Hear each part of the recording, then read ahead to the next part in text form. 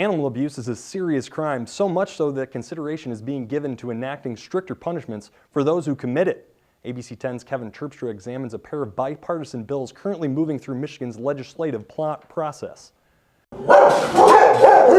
Penalties for animal cruelty in Michigan might soon become harsher. Bipartisan legislation is currently making its way through Lansing. Senate Bill 285, authored by Stephen Beda, and Senate Bill 286, authored by Rick Jones, were approved unanimously in the state Senate last November and now await scheduling for a vote in the state House of Representatives. The Senate bills appear to be codification of the animal abuse statutes, which the legislature has been doing a lot of lately with various crimes, making it first degree, second degree, third degree types of offenses. And basically they've added enhancements. There's basic misdemeanor type of animal abuse or neglect or cruelty, and that gets enhanced based upon the number of animals or based upon prior convictions, up to a 4-year to a 7-year to a 10-year felony. The bills also adjust the sentencing guidelines judges follow to account for new penalties. A first offense cruelty charge with one animal is currently a misdemeanor.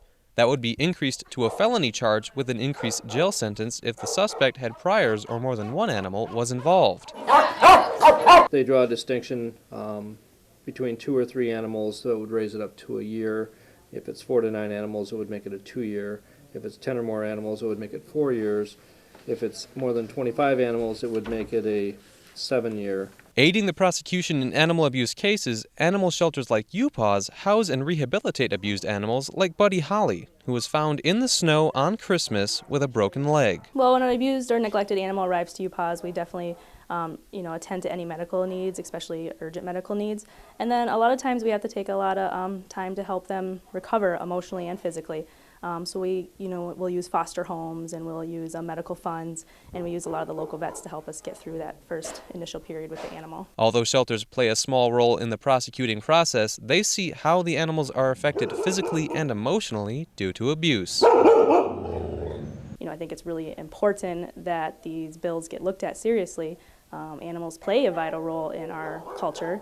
They're very important to us, and I think that if we don't recognize that, it's a little bit of a shame on us. While there's no telling if these enhanced penalties would deter would-be abusers from committing their crime, the legislature is important nonetheless. I think it's really important that the community recognize that this is a serious crime, and I do appreciate all the community support that we have on these types of crimes. I think it's important that we delineate and define what behaviors should equal what type of crime, and I think this legislation is good in that it makes enhancements or makes repeat offenders or multiple animals that are being abused or neglected, it makes the penalties more severe.